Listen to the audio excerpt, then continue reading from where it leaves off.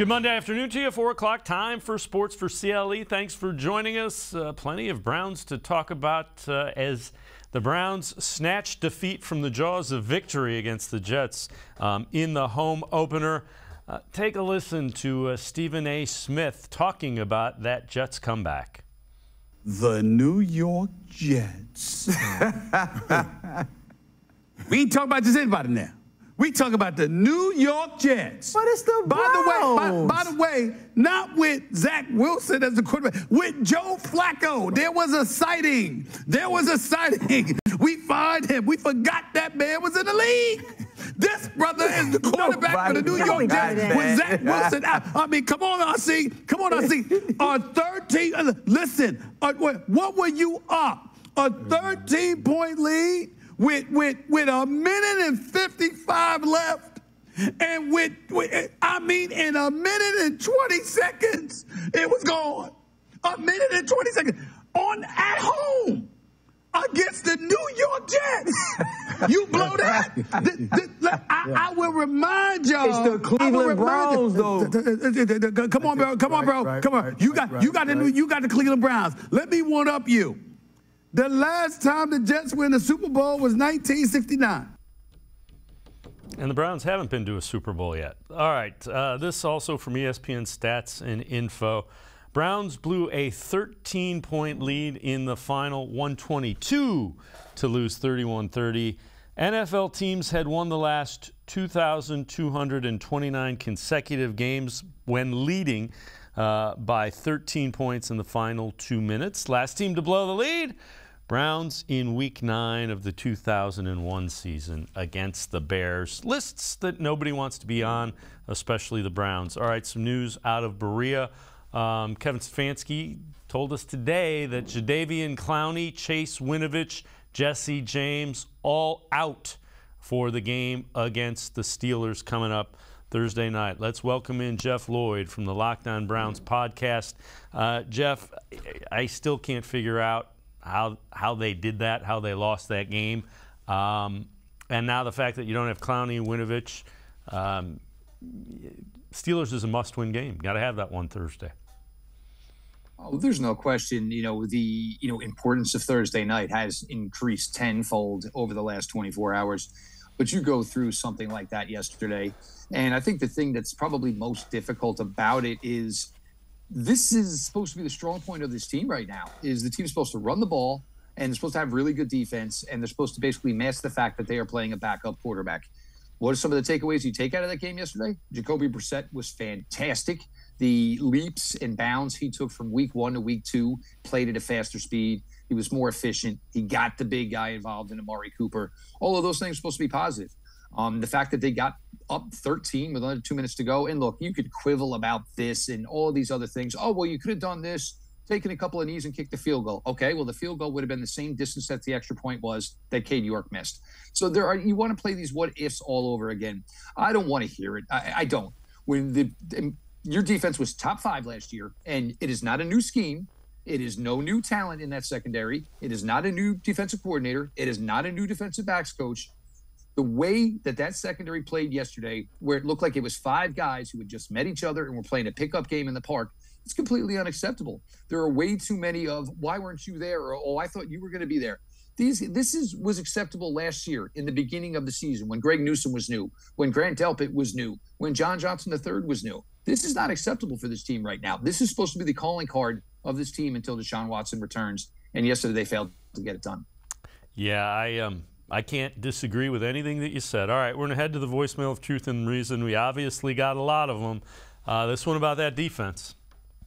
Yeah, Dave, this is Cassius, the quintessential Cleveland Browns fan. Here's what I want to say about this game. The defense secondary got too many prima donnas in it. We need some hard-nosed, let's play football type of players. Man up and go man-to-man sometimes. I'm serious. If Joe Woods is not fired Monday, I don't know what to do. The problem is the Cleveland Browns now, all the people they draft, they just give them a position. They ain't got to worry about getting cut. They're going to give them a position. And these guys ain't out there earning their stuff. It don't make no sense. The offense played well enough to win. You don't be up 13 with a minute something left and lose. I mean, it's just ridiculous. This is the worst loss since the fumble. This is the worst loss. I can't take this no more. They driving me crazy.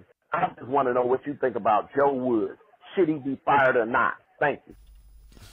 As always, appreciate all the voicemails. Jeff, at some point, the players got to go out and play. That's where I'm at with that. I don't put that on Joe Woods as much as the players. Those breakdowns, you can't have that. You've got 2 first-round picks starting at the cornerback position. You've got Grant Delpit, who was the second-round pick. You've got John Johnson III, who you signed to a free agent contract making $11 million. Martin Emerson was drafted in the 3rd round. These guys are highly, highly expected to perform. These guys are a lot better than they were yesterday. And yes, they were part of a defense that held 9 opponents under 16 points last year. So the fact that they're out there not recognizing things, acting like they don't know each other. And what's really, really bothering me today is the entire, the old Shaggy song, "Wasn't Me." Nobody wants to take any accountability or any blame for what went on. I'll give Grant Delpit credit because Grant Delpit at least said, look, I'm not here to point fingers. That's not something I'm going to do here. Or at least, how about one of you at least say, you know what? Collectively, we all played like garbage yesterday. The fact that it seems like there's a little bit of passing the buck, that's the part that's probably the most irritating of this entire scenario. Because, look, ain't nobody going anywhere. Greg Newsom is on the 2nd year of a rookie deal. Grant Delpit's still on his rookie deal. John Johnson III, a healthy deal. Denzel Ward just signed a new deal. None of these guys are going anywhere. And, look, to put this on Joe Woods, look, it's not, like I said, it's not a new scheme. Whatever these guys are doing, it's not unfamiliar. My question is, where is the communication on the field? And it started early with the Bryce Hall touchdown. Here was the back just leaking out, and 3 guys pointed at him, and then they all pointed at each other. And it was kind of like, I had him, I thought you took him. And you just can't have that. Communication in the secondary is paramount. Maybe some of this comes from the fact that, the signals are coming in to most of the time to Anthony Walker. And Anthony Walker, there are times where he's not on the field. Maybe the signals should come in through John Johnson III, so that way he knows immediately what's going on. He doesn't have to get it told to him from another teammate. So this way, when there are these mental lapses, he can say, look, this is one that got us before. So before we even get this further, you got the back, right? Because we got this guy, I got this guy. You got to make sure you have the back. There's no excuse. These guys are way too talented. They saw it all last season, and it's not like there's any newness. The communication is paramount in secondary play, and it seems like it's not really going on right now. Yeah, and I agree with you. And it limits what you can do as a coordinator. If your guys are struggling to communicate, you almost want to stay in base so that the communication is simpler. So that's why I don't put much of it on Joe Woods. I put it on the players. All right, we're as painful as it might be. Let's take a look. Here's that 66-yard play. Again, you see the time remaining, 1:32, and everybody knew the pass was coming. And there's Corey Davis going down the field. So again, that's Joe Flacco. I mean, he's still an NFL quarterback. He's not real mobile, but people want to know, why didn't you blitz him? Communication, that puts more communication on the defense if you're going to do something that is more exotic than try to be deeper than the deepest guy. Well, that's the first thing you're looking at is there was nobody as deep as the deepest guy. There was nobody. So the question is not necessarily, was Ward supposed to maybe trail with him a little longer before he passed him off to the safety? Nobody was in the picture. And look, if you are playing a deep third or a deep half in that scenario, yes, there's one thing you need to do. And you look at the alignment, the safeties are what, maybe 7-8 yards off the field? I mean, off the line of scrimmage? You got to get back even further than that. You need to make Joe Flacco go 10 of 12 on that drive to get a touchdown. He goes 10 of 12. Guess what? The onside kick, it might not even hurt you, because even if you don't get the onside kick in that scenario, what's left? 20 seconds? 30 seconds? And they got to get another touchdown? Not the fact that it was this huge, quick turnaround. And let's not kid ourselves. Corey Davis is no burner. Never was. Never will be. He he's a possession receiver. He's got a good body. He's got good size. The fact that all of the receivers on that team, it wasn't Garrett Wilson that beat you deep. It wasn't Elijah Moore that beat you deep. It was Corey Davis. So why were you so concerned about everything else underneath when the only thing the Jets possibly needed was to score a touchdown? A field goal, they were still down 2 scores. They were not playing for that. You gave them a gimme in that scenario. And look, it doesn't matter if Joe Flacco at 37 years old or if it's any rookie or a second-string, third-string guy. There's no quarterback in the NFL who's going to miss that throw. All right, next thing that went wrong, the onside kick after that 66-yard touchdown. And, again, it's kind of one of those that squibs out, and I mean, that's got to be covered. The hands team was on. You knew an onside kick was coming. There weren't any timeouts. Again, you got to get that. Knock it out of bounds. Do whatever you need to do. Well, Amari Cooper, look, by all means, yeah. Look, and for the Browns, this is the scenario you wanted. There is no other skill position player you want in that scenario to make that play other than Amari Cooper. The guys in front of him, they necessarily didn't do the jobs either, because once that ball gets past you, you're basically supposed to dive into the line where the ball went through. So basically, you were blocking anybody from the New York Jets to getting to the path to that ball. So even if Amari Cooper doesn't get it cleanly, he maybe gets a second shot at it. Amari Cooper panicked. He tried to knock it out of bounds. Obviously, it didn't hit the ball hard enough. But at that point, once it seems like once you felt like you maybe already won the game, now all of a sudden the doubt starts to creep up. And that's what happens with the 64-yard touchdown to Corey Davis. All of a sudden now there's a little doubt in the building. And for Amari Cooper, what was a great, great day for him, kind of ends on a little bit of a sour note, as, he could have iced it there. There were several opportunities for the Browns to ice this game yesterday. And Amari Cooper was just, one of several who unfortunately dropped the ball and basically, put the Browns in a really, really tough spot. All right, here is the touchdown pass to Garrett Wilson. And, again, this one is what put the Jets ahead. And this is where you're kind of looking and unlike the 66-yard touchdown pass, this time you're kind of deeper in the end zone, so you can't recover on that. The depth there it's all messed up. The safeties are already 2 to 3 yards in the end zone. You don't need to be there. That you need to be there once the receiver is challenging you. So if the safeties were where they were supposed to be, the guy who was basically sending Garrett Wilson off to the safety did his job, because if that was where the safety was at the goal line, that's a contact play. Garrett Wilson makes that catch. You basically chalk it up to him being better than you. But the point is that is supposed to be safety on receiver, on ball, all at the same time. And let's see what happens. Garrett Wilson is a beast. He's going to be a phenomenal player in this league, but you just can't make it easy for him. I mean, he's a rookie. You're supposed to make it hard for him. And they did nothing, to do that yesterday. Garrett Wilson, a rookie, going against a secondary that is supposed to be one of the NFL's best. It looked like he was back at Ohio State, and he was going against Indiana, for God's sakes. He was open all day, even to the point where he even got a little injured and thought maybe he wasn't going to return. He came back and still just went about his day. The Browns had no answer for him yesterday. And, look, I mean, at the end of the day, you go with even though Garrett Wilson's going to be a superstar in this league, and there's no question about that, he's still just a rookie. It was still his second NFL game. It should not have been that easy for him. Jeff Lloyd from the Locked On Browns podcast and I are going to step aside, take a quick timeout. Other side of the break, we'll head to the voicemail of Truth and Reason. Plenty to talk about with the Browns and Jets game. Sports4CLE, be right back. Stay with us.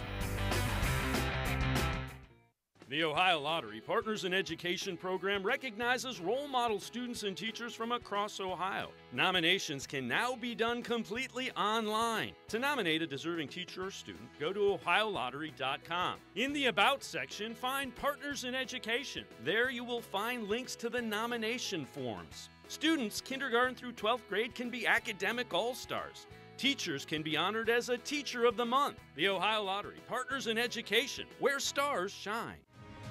The Greater Cleveland Sports Hall of Fame celebrates the star athletes and notable sports figures who were born or have made their home in Greater Cleveland. It tells the story of discipline, commitment, perseverance, sportsmanship, and excellence in achievement. It encourages and inspires those who believe in sport and its direct impact on the well-being of our community.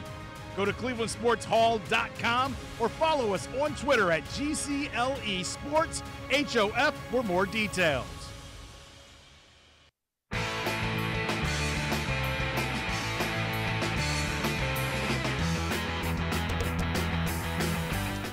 We continue talking Browns-Jets with Jeff Lloyd from the Locked On Browns podcast. Let's head back to the voicemail of Truth and Reason. This one about the Browns defense.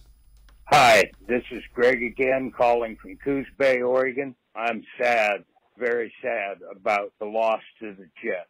but the Browns will be the Browns. I thought the offense played very well, but the special teams and our defense let us down. My question is about the secondary. They're supposed to be solid units, strong. How do they keep giving up big chunk plays on obvious passing situations? Should we blame players or the coaches or both? Thanks for listening. Go Browns. Whoa, whoa. All right, Jeff Lloyd, Locked On Browns podcast. I'll defer to you with the first answer to this one. Players, coaches, or both? Look, this is a top shelf secondary. There are many NFL teams that would trade and their secondary for the secondary in a heartbeat. You know, look, the names are the names. They are solid players. A lot of them making a ton of money. It comes down to them. And it's not that, look, you get beat. That happens. These guys are pros, too, that you're going against. But when there are guys wide open and nobody in the vicinity, and let's be honest, on that Corey Davis touchdown, it was hard to actually find a Brown actually in the screen. So that tells you that either they're not giving max effort or they're just absolutely confused. And so which one is it? And the fact that nobody wants to, and look, they don't necessarily have to go public with this. I understand that. But it makes you think if they're not willing to recognize what we all see, that makes you wonder how quick it's going to be repaired when this team plays again in less than 72 hours. Yeah, you can scheme it up, you can do anything. The players have to go out on Sunday or Thursday and play. And right now, they haven't done that. Those big plays, they haven't done what they need to do. Kevin Stefanski talked about the loss today as well as what's ahead. Obviously that's a tough pill to swallow yesterday with that game. The frustration is very, very real when you have a game that you feel like you can close out and we didn't. So that's the frustration and that's the disappointment. Having said that, we got a game Thursday night and we got a game in our building versus a division opponent.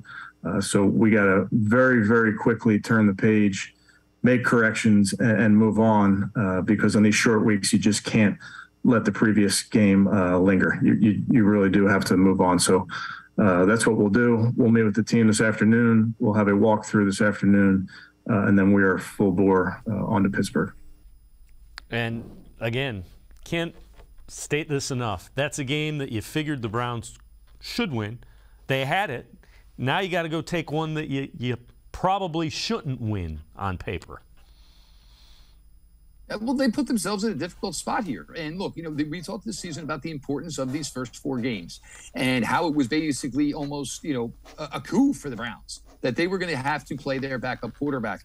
But Jacoby Brissett was going to get plenty of time playing Carolina, playing the New York Jets, playing a Pittsburgh Steelers team that is not as good as it's going to be somewhere down the road, playing an Atlanta Falcons team that, just has its issues as well. So you have it in the bag with a 13-point lead with 1:55 to go. You're feeling good about yourself, especially everything that was going on in that building yesterday. You're honoring Joe Thomas. There was the chance that Myles Garrett was, going to break the sack record. You were 1-0 in your home opener. This was the first time in forever.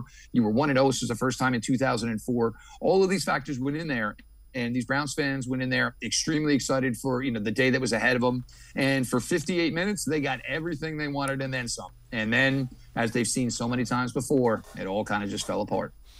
Myles Garrett, post-game yesterday, talked about just the reaction the fans had to that and the booing that he heard. The more disappointing thing was the booing at the end. It was not the most optimal ending that we'd want. Of course we'd want to win. Of course we want to play out the game and it end 30-16 or 30-17, whatever it was. We get a pick or a strip sack and end the game, but that's not always how it goes. These guys are still putting their asses on the line and playing as hard as they can, and they should be respected as such. It's 2 games, and we have plenty more games to play, especially this next one coming up in front of the home crowd. And we have a lot of time to correct what we're doing, so we don't want to see this crowd, this stadium give up on us this early. We want to see them completely behind us, and it's disappointing for everybody, but it's absolutely disappointing for us as a team, just knowing that we had them with our foot on their throat and we didn't finish them. And that's completely on us. And we learn from this and we correct it and come back stronger. And when you hear that full context, he's taken ownership of the fact they should have won that game without question. I most certainly hope he is. And, there needs to be some guys who are going to go sit down with the secondary and say, look, explain it to us, guys. What is the issue? Because, look, we know you're better than this. We've seen firsthand that you're better than this. Is there something going on here? What is it? And you got to sit down with the major players on that defense, and you got to sit down with some coaches. And look, is there anything different? Or is there anything we can do to make sure that this does not continue to go on? Did we used to do this coverage this way? Are we doing it a little bit different now? Is that why maybe some guys are behind? Is that why maybe some guys are confused as to what maybe their secondary or third, assignment is as far as coverage? Because it looks like some guys who are lost, and they are way too accomplished, and they're coming off a season where basically they carried the freight last year, and they had their issues with the offense for not doing the same. So now it's almost kind of like a role reversal here. If I told anybody that the Cleveland Browns offense was averaging 28 points per game through the first 2 games, who in the world would think that the Browns would be 1-1, that they would not be 2-0? Yeah, and that both of the games would come down to the final seconds even at that point. All right, we're going to head back to the voicemail of Truth and Reason. This one about Myles Garrett and that fans booing stuff. Hi, this is Rico, and I'm basically calling to do a little rant. Ever since we returned in 1999, the Browns have found new ways to lose. And for Myles to say that he is very upset that the fans booed, what does he expect? We were supposed to win that game. And for the defense to collapse once again when the game is on the line is just utterly embarrassing. It's okay to lose games. It's okay to lose close games, but you cannot lose a game when you're up by 13 with under 2 minutes to go. The offense played probably the best they can, and the defense, with the game on the line, they collapse once again. I love my Browns, and I'm still very optimistic about the season, but now Thursday has turned into basically a must-win. So go Browns, but this has got to stop. Somebody needs to be held accountable, either players or the coach, namely Joe Woods. Thank you. Go Browns. Let's beat the Steelers. As always, appreciate all the voicemails. Jeff, we're talking about it. Players, they're on the field. Look, you get paid. People pay good money to go to these games. And we all know what goes on in the Muni lot. Here it was, everybody was celebrating. And, it was almost kind of like New Year's Eve. And then being told all of a sudden, wait, you're here a day early, guys. It's December 30th. You had it taken away from them. They were physically upset, that crowd. I can't blame them. Who wasn't upset watching it unfold? And I think the funniest thing is I think the only people that saw the last 1 minute and 55 seconds were probably Browns fans. I'm sure most Jets fans walked away figuring it was over, and all of a sudden somehow got a text or something where they basically came crawling back in to catch the end of it. Look, I understand, Myles' thought process here, but number one, you don't ever want to say that. You don't, because all you're going to do is, get the fans riled up a little bit more. We all know how big Thursday night was going to be. It's obviously going to be even bigger now because it's Pittsburgh, and it'll always be magnified a little bit more than everything else. It's just the way it goes. But in the same respect, you don't want to get booed. Don't choke away a win with 1:55 to go. It's going to happen. There's nothing you can do about it. Jeff, Lloyd, and I going to step aside, take a quick time out. We will turn our attention to the safety position. We'll hear from Grant Delpit when we return. Sports4CLE, be right back. Stay with us. Come back to go forward. Back to learning new things. Back to pursuing your dreams. Tri-C has flexible learning options to fit your life. And every year, more than 1,000 local companies provide Tri-C students with real-world learning. The right education can boost your lifetime earning power by hundreds of thousands of dollars. Start now with a college education you can afford. Tri-C, where futures begin.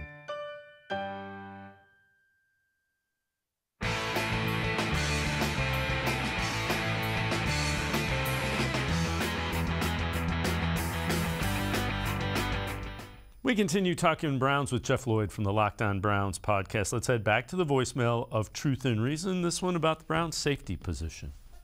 Well, guys, we have a defense where not all 11 players are on the same page.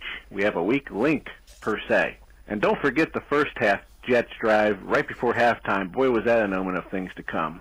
So, time to make a change at the safety position, replacing Grant Delpit with D'Anthony Bell. Is Grant's Achilles an issue? He's not moving well at all, it appears. We need a 100% healthy player, someone who puts the fear of a big hit on receivers and knows his assignments. D'Anthony caused 2 forced fumbles in the preseason, plays with his hair on fire as a mature rookie at 25 years of age who can be a receiver's worst nightmare, a la Ronnie Lott style of play. As bad as yesterday was, if we take care of business Thursday, the rest of the AFC North looks much weaker than anticipated. The Central is winnable. Time for the coach to make a move. Beat Pittsburgh. As always, appreciate all the voicemails. I'm not quite ready to turn over the safety position to D'Anthony Bell. Just your thoughts on that? Well, first things first, and no disrespect to D'Anthony Bell. D'Anthony Bell is a player who's going to make more of an impact around the line of scrimmage. If anything, when we first, discovered that the Browns had brought him in and watching some tape of him, we thought maybe D'Anthony Bell looked like a player maybe you wanted to throw 10 more pounds on and maybe play him as a linebacker. Yes, he did cause a couple of fumbles against nobody that is currently in the NFL.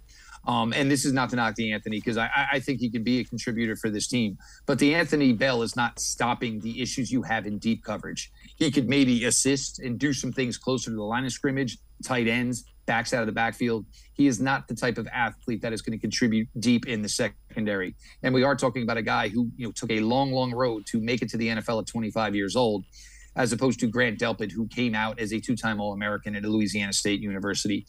This isn't the case yet. And it seems a lot of people want to put a lot of this on Grant Delpit. Looking at PFF, I don't think they're putting it on Grant Delpit. They're putting it on some other names. But this is also, part of it. Look, I don't think you can look at any of these guys and say he's safe or he's the issue. I think it's a group-wide issue. It is a secondary-wide issue. And NFL rosters only have 53 players. It's not like this is college or Alabama where there's 100 scholarship players where you can say, all right, I'll move out that 5-star guy and put in another 5-star guy. These are your guys. They have no choice. They need to improve. Yeah. And again, nobody knows for certain if, in fact, it is Grant Delpit. Grant Delpit was asked what happened in that, specifically on that 66-yard touchdown play. Here's what he said. Listen to him a number of times. Communication error. How does that happen? Like, what does that mean in communication? Did y'all have 2 different coverages you were playing simultaneously? Like, what do you mean when you say that? Yeah, it was a 2-call play, and depending on formation, we play either call. So, communication error. Thanks, Jake. Jeff Chanel. Say it again. Grant, what was your assignment on that play? Communication error. I'm not going to play the blame game with my teammates, so I'm going to just leave that. It's a communication error. And, Jeff, you'd alluded to it. So nobody really wants to say exactly what happened. That's fine. They need to figure it out, and they need to get it straightened out in a hurry. Well, I think what Grant Delpit is saying there is we're all wrong. We're all wrong. And maybe one guy saw it this way, the other guy saw it this way. Maybe a cornerback didn't ride his guy into the deep route as long as he should have, which disenabled the safety from getting where he needed to be. It's straight about communication. And I think part of it is there are some guys who came out today and, like I said earlier, wasn't me. I think Grant Delpit was not going to point a finger today, was not going to say it wasn't me or it was so-and-so. So he came out with a stock answer where he felt he was basically defending himself and his teammates the best he could. The other thing is, there's not so much you necessarily want to give up in these things. Look, people are paying attention to these. Everybody saw the play. So if he's supposed to say, oh, well, I'm supposed to go 20 yards with him, you don't essentially, look, people can look at it and see what the coverage was. But just because you say it's cover 2 cloud or it's cover 3, there are inner workings within those coverages that every team's do a little bit differently. And Grant Delpit, why would you basically give up the recipe in that scenario? Because you know what's going to happen Thursday night. The Pittsburgh Steelers are going to come out here and they're going to run some of these exact same plays that the Jets did, even if they don't have it in their offense. They're going to put it in their offense because it's a copycat league. And you see the Browns are struggling communicating with the secondary right now. So you're going to take some plays from week one that Carolina ran. You're going to take some plays that the Jets ran yesterday, and you're going to incorporate in there because you want to say, well, you want to know what you say you got to improve on it. Let's see if you can, because you said it last week. You're saying it now again. And are you going to be able to repair the damage in 96 hours from Sunday's loss into Thursday night's kickoff? We're going to head back to the voicemail of Truth and Reason. This one, again, about the Browns defense. Hi, Dave. Great show. Just saw the end of the Browns game. This is Howard from Marin County. I don't want to be a Debbie Downer, but my last phone call like a week or two ago, I said that they did not have a good defense. I said they're not a top 5 defense. They have all those breakdowns. I can't believe I saw it 2 weeks in a row. I think all of us Cleveland fans out here in the Bay Area are in shock. I think Joe Woods needs to go. Something needs to change. I think Jacoby played a fantastic game. He threw an interception. No one's perfect. I mean, we're all in shock. It's hard to believe the Browns can do it, but they can do it. They can always find a way to lose. Thank you. As always, appreciate all the voicemails. We've already addressed it. We don't necessarily think it's quite time for Joe Woods. Brissett played really well. PFF grade was 83.2. When you look at it, and Jeff, you touched on this, they're averaging 28 points a game with their backup quarterback. First thing, and this was kind of what I put up before the game yesterday, and this is what I thought we needed to see from week 1 to week 2 to Jacoby Brissett. He didn't get any game action over the summer with Amari Cooper. Amari Cooper was supposed to be a huge, huge part. And to their credit, they sat down after week 1, and basically Jacoby Brissett said, let's look at some film here, because look, I know you were open. What can I do to get this to you in the position where, you're open on this route? When am I supposed to have the ball out? They started smart. They started efficiently. Couple of rollouts. Harrison Bryant, hey, take what the defense gives you in those scenarios. Then you were able to open it up down the field a little bit more. Got David Njoku a little bit more involved. They got the screen game involved, which is a really, really smart thing to do when you run this wide zone scheme, because the defenses are going to come up the field as fast as they can to basically create a big mosh pit so your running backs can't get out. So what do? You screen game your way out of that. You saw mobility out of Jacoby Brissett yesterday. A couple of nice runs. There was one where he took it, spun, and next thing you know, we fired a 10-yard completion. We saw probably the best of Jacoby Brissett yesterday, and it's a shame that this team takes a loss when Jacoby Brissett went out there and certainly looked like a guy where, I know everybody wants to say backup quarterback, but what you saw yesterday was, hey, now I can see why Jacoby Brissett has gotten a couple of opportunities in this league. The arm is there. And again, no mistakes, which is huge when you were playing with a backup quarterback, to not have your quarterback give the ball up. 2 weeks in a row, he's done that. And this week he came out and he was vastly improved, and he was able to get Amari Cooper fed like he should be as a star receiver. And as far as the offensive side of the ball, and again, like I mentioned it earlier, there was a lot of rumblings last year from the defense about what the offense wasn't getting done, and how maybe it was costing games. There's no evidence of this now, but we're in a weird scenario where the shoe's on the other foot, where the offense is getting it done and the defense is kind of failing to keep up the pace. Yeah, I would agree. And the interception that Brissett threw, trying to get into field goal range, that's when you need him to force the ball in, because it's critical that you get close enough to try a field goal. So turning the ball over in that you'll take it, because that's when he should be trying to force the ball into a tight window. Jeff, Lloyd, and I are going to step aside, take one more time out. Other side of the break, we'll continue talking Browns. Look ahead towards the Steelers game coming up Thursday as well. Sports4CLE, be right back. Stay with us. Come back to go forward. Back to learning new things. Back to pursuing your dreams. Tri-C has flexible learning options to fit your life. And every year, more than 1,000 local companies provide Tri-C students with real-world learning. The right education can boost your lifetime earning power by hundreds of thousands of dollars. Start now with a college education you can afford. Tri-C, where futures begin.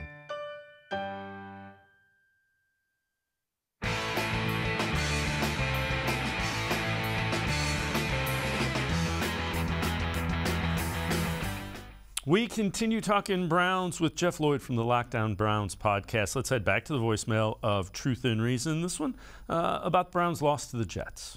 It's Randy McKissack, lifelong Browns fan, frequent caller. So last year the Browns missed the playoffs by one game. If you think about it, this could be the game that keeps us out of the playoffs. I think Andrew Berry needs to send Kevin Stefanski a serious note. I would fire Joe Woods today, and I would go after Herm Edwards, who was just released by Arizona State, or go after Sean Payton, whatever it takes to get him. And I would hire one of those coaches and make them the assistant head coach for defense, so that if Stefanski continues to underperform with this talented group of players, his replacement will already be on staff. So I love to hear you guys' thoughts. Browns got to stop losing these winnable games. Stefanski, he needs to pay attention to special teams, defense, and offense, and manage the whole program. And I don't think he's doing well. So that's my thoughts. Love to hear your thoughts. Thanks. Go Browns. As always, appreciate all of the voicemails. Jeff, Herm Edwards, I don't see that one. Sean Payton is going to go where he wants to go. I'm going to tell you right now. Well, I mean, look, Herm Edwards, the man himself, Herm Edwards, is a fantastic guy.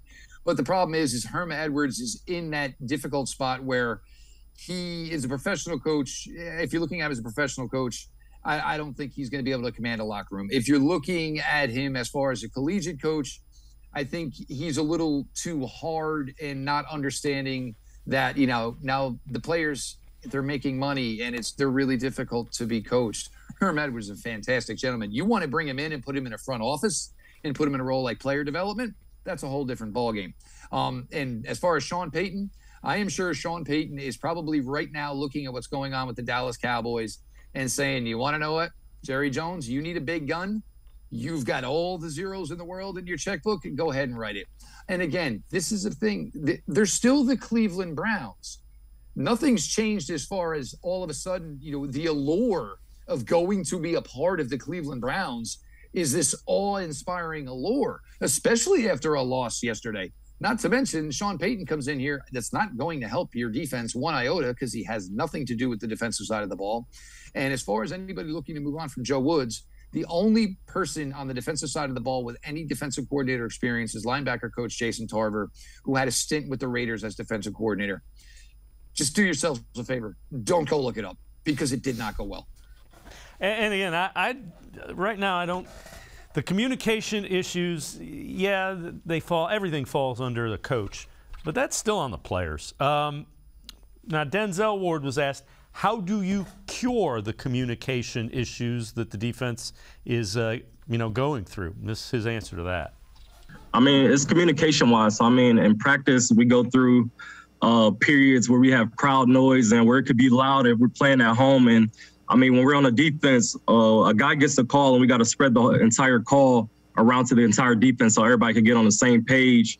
And just when we're moving fast, I guess everyone didn't get the exact call, so that's what kind of messed things up in the game. And again, it's more than one guy, and that's what's going on. And do you simplify the communication process? You got to look at it's more than just, well, they're not getting it. Why aren't they getting it is what Kevin Stefanski's trying to answer. Why aren't they getting the calls? Well, for me, and this is simple, because I have literally seen it done in days that I've played football. You sit your secondary in a film room in coverage assignments, basically in their desks, and then you watch the offensive play unfold. Okay, well, who has it? Who's got 23? Who's got 38? And I even said this yesterday. Go old school. Who cares if they know? Garrett Wilson's number 17. I've got 17. Okay, I've got 84. Who cares if they know who's covering them? Or who cares, when you're supposed to be with them? That it doesn't matter if the offensive players know or not. They still have to run the routes they are assigned. They can't adjust it necessarily on the fly once the ball is basically snapped. That's where communication starts. And it's not, it's not saying it a split second too late. It's saying it a split second too early. It doesn't matter if the offense knows one step into a route, oh, he's mine. I got him. That doesn't matter. He's still got to run the assignment he's giving. At this point, make it like over the point of that maybe you're communicating too much. Who cares? You're all talented players. You're all capable of making plays. And it would look a heck of a lot better and would be a heck of a lot better result than what we've seen in the last 2 weeks. And we're talking about guys who are bona fide, almost stars in this league, who are just leaving guys wide open. It's inexcusable. Joe Woods has a lot of work to do with these guys. And I know the Browns have a short week, but, if you're the Browns secondary, call your girlfriend, call your wife, call your mom. It's going to be some late nights. You're not going to be home your normal time, and nor should you be. Yeah, and again, the most frustrating part is what you just touched on. They have the talent, and the talent isn't playing together, which is negating the talent that they have. Myles Garrett talked about the potential for finger pointing to go on because this is not going well right now for the Browns. If anyone's going to point fingers, I'm pointing at myself, knowing that I could have done better. Regardless of what we're facing up front, I have to be able to get free and make those kind of plays. And I think every man in the locker room should, coaches included. We have to be able to look at ourselves and see what we can do better. Safeties, DBs, linebackers, there was all at least one play that we could have made that we missed out on. Those accumulate, and those things come back to bite you. And unfortunately, this time it did. And Jeff, before we go, if there's one good thing, everybody in the AFC North is 1-1. The only 2 unbeaten teams in the entire AFC that are 2-0 are the Dolphins and the Chiefs. The Bills are 1-0 and play tonight. So it's not like they're 2 games behind everybody. But the problem is, we saw these problems early last year, and we thought they were gone. Well, it's a little bit better because I don't think, last year at times it was straight literally pointing people out and blaming other people. This is a bit different. And I think a lot of them are frustrated. Look, there's a lot of pride when you play the secondary. There is a lot of it. And it's not, like I said earlier, it's not that they're getting beat by guys straight up. They're getting beat up either A, because of assignment, or B, because of communication. Look, somebody beats you flat up. It is what it is. You line it up and you go back at it the next play. But the fact that they're getting beat and there's no, contesting of these catches, or nobody's in the vicinity, look, it takes a lot to be an NFL defensive back. And there was a lot of pride. And that's why these guys, when they make plays, they talk like they do, because it is really, really difficult position to play. But when you're getting beat soundly without even essentially competing, that's when it becomes, an issue. And look, Myles said the right thing. This will all be handled within the locker room. And look, it's a lot of great lip service, Dave. It truly is. But none of it's going to mean a hill of beans if this continues to go on Thursday night against Pittsburgh, especially against a guy like Mitch Trubisky. Yeah, I agree. Think about it. The 3 quarterbacks that they have faced, Baker Mayfield, Joe Flacco, and now Mitch Trubisky. And I heard all week, the Jets should win. It's Jacoby Brissett. Well, the Browns have played Baker Mayfield. They've played Joe Flacco. They're about to play Mitch Trubisky.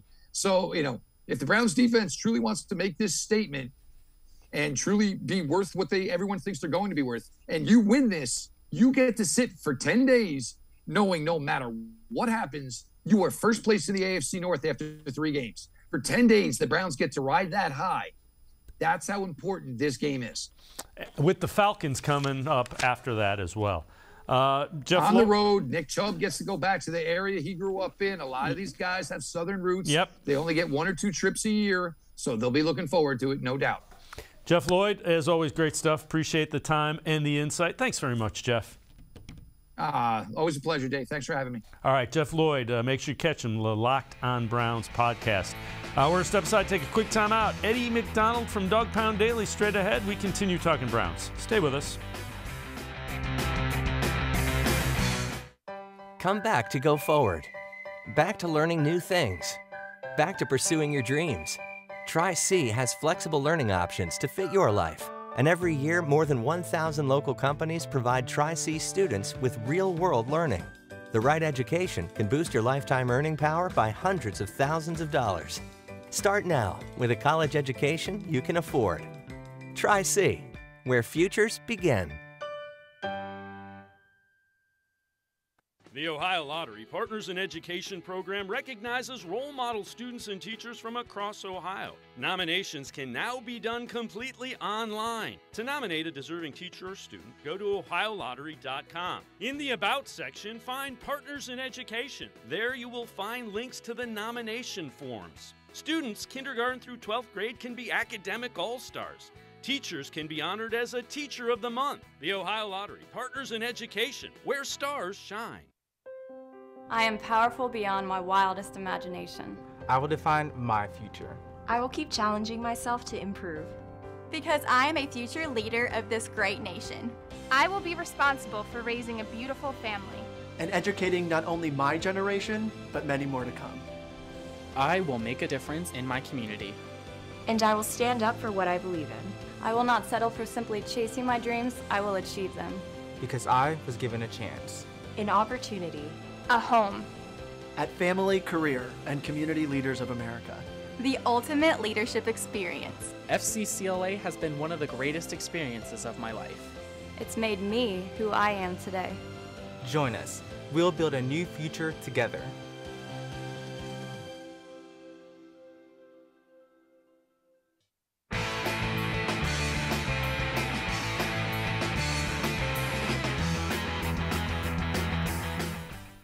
We continue talking Browns and that awful finish that led to the 31-30 win for the New York Jets.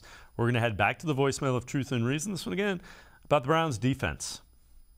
Hi, this is ET again. I don't know who we need to blame. Do we need to blame the defense for giving up and just collapsing like that in the fourth quarter with 82 seconds left? Do we need to blame Joe Wood? Joe Wood didn't send no real pressure at Flacco all game. Flacco sat back in that pocket, patting that ball, picking our secondary apart. I thought it was 2012. I thought he was one of the Ravens about to go win a Super Bowl, man. I know Miles getting double teamed, but he still got to make a play. You're number one overall pick. People could want him to be Defensive Player of the Year, but these are the type of games when the odds are stacked against you and everything's going to hell when one of your best players you to step up. I don't know why Denzel wasn't man on Garrett Wilson all game. He should have been traveling with him. I don't know what the secondary's doing. Second game, miscommunication, blown coverages. Seems like they don't even know the scheme. Joe Woods needs to stop playing so much zone and let those athletes do their thing. You know, we got to regroup. They got to get this out their mind. We got Pittsburgh. We need to take care of business and go ahead and lead this division and try to just hang on as much as possible. So thank you. Have a nice day. As always, appreciate all the voicemails. Let's welcome in Eddie McDonald, Dog Pound Daily.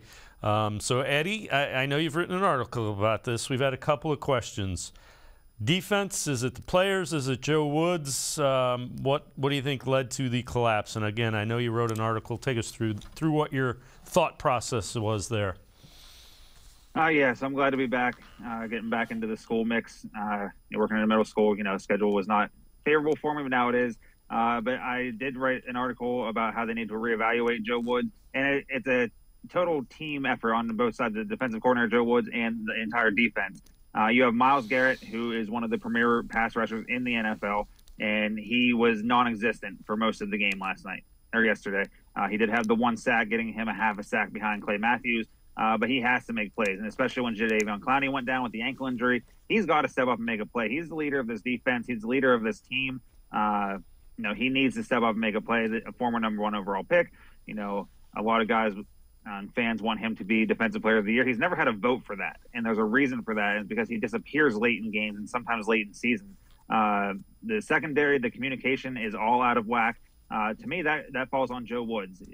More so than the players. That's a communication issue is always a coaching issue, and at least from the sports I've ever played and from watching sports my whole life, that falls on the coaching staff. So I don't. No, I think last night when I wrote the article after the game, I was still angry at the fact that, we just blew this 13-point lead with 1:55 left to Joe Flacco, who, as the caller on the voicemail said, looked like the 2012 Ravens starting quarterback. He torched us for 307 yards, 4 touchdowns, was relatively clean all game. He had the 2 sacks. Clowney and Garrett both got him once. But it falls on everyone, and there has to be a lot of finger point, like Miles said, at each other, at themselves. So like this, point at me. I did this wrong. Miles took some blame. Denzel Ward and Grant Delpit were sort of throwing blame towards each other. I don't know. but something needs fixed. And if it's not fixed by Thursday, then Joe Woods, I fear, might be out of a job. And as I wrote in the article for Dog Pound Daily, I do not condone, any firings or anyone being out of a job for any reason. But this is the NFL. This is a much bigger business than, what we work in. So, something has to give with the defensive coordinator and better be fixed by Thursday, or there's going to be a whole lot more conversations to have. Well, the other thing the caller mentioned is getting after Joe Flacco. The one thing that, and I've said it before here, if you're having communication issues in your secondary, you can't get crazy and send all kinds of blitzes and those kind of things, because that requires more communication.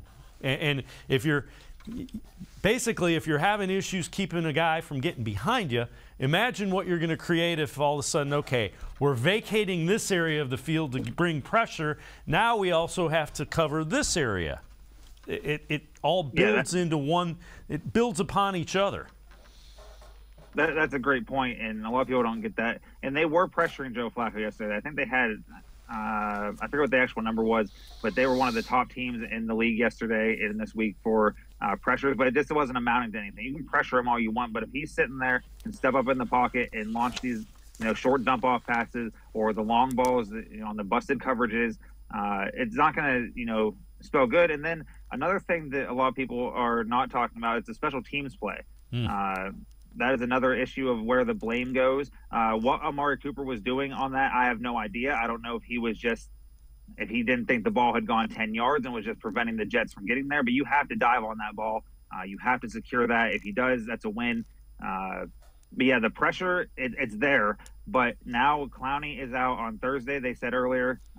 So Isaiah Thomas is going to get a chance to step in. Alex Wright will get a chance to step in.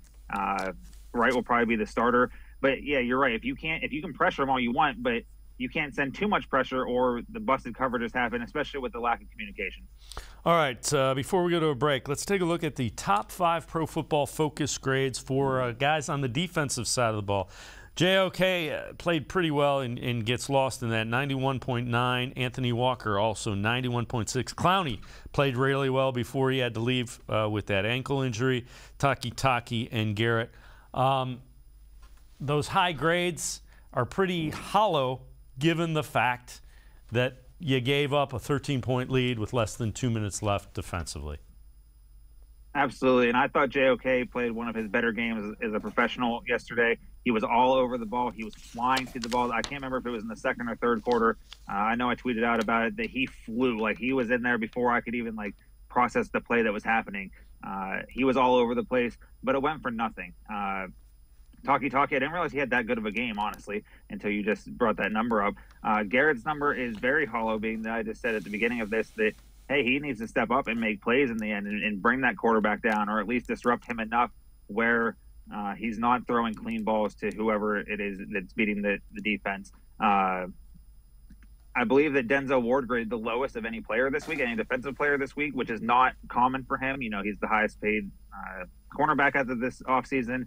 He's also got to step up and make plays too, but can't do that when you're running one coverage and the play is another coverage or whatever the mishaps actually are.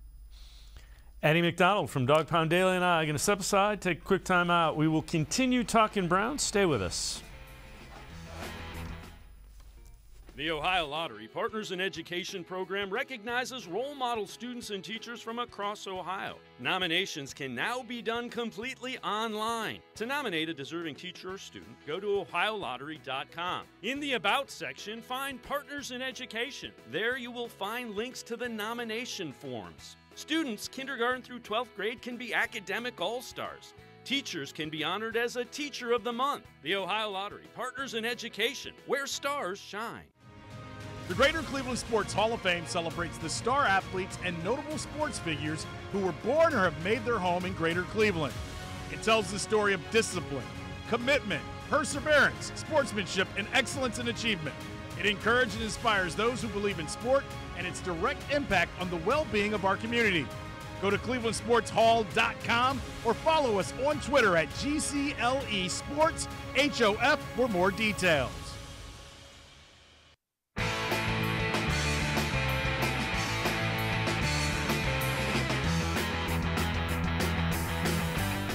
We continue talking Browns with Eddie McDonald from Dog Pound Daily. Let's head back to the voicemail of Truth and Reason.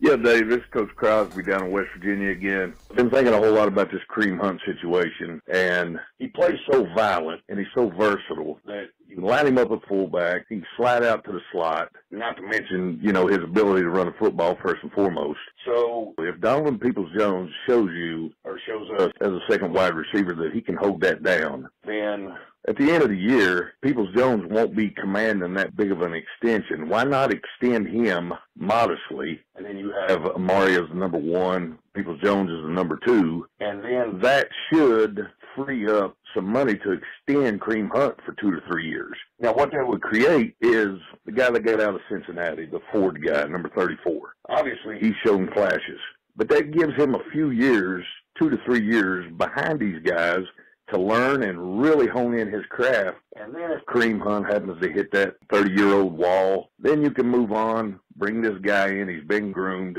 and pair him and Chubb and just continue to take off. That's my thoughts. Take care, Dave. As always, appreciate all the voicemails. Eddie, when you look at that, if Hunt continues to play well, he'll probably play himself into a really nice contract that the Browns just won't want to allocate that much money to running back. That's kind of what it is the roster construction between Chubb and Hunt will probably exceed what they want to give the running back position.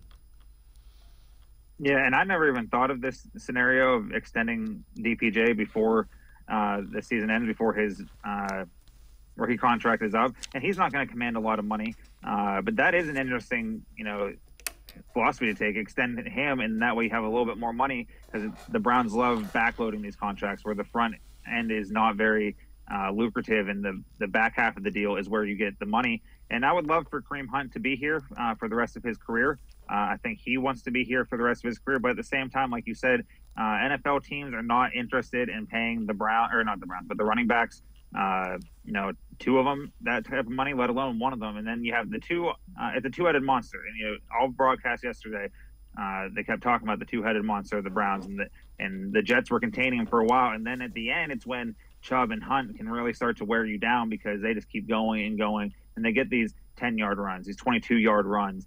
You can use them in the screen game. You can do all sorts of things with them, and I would love for him to be here.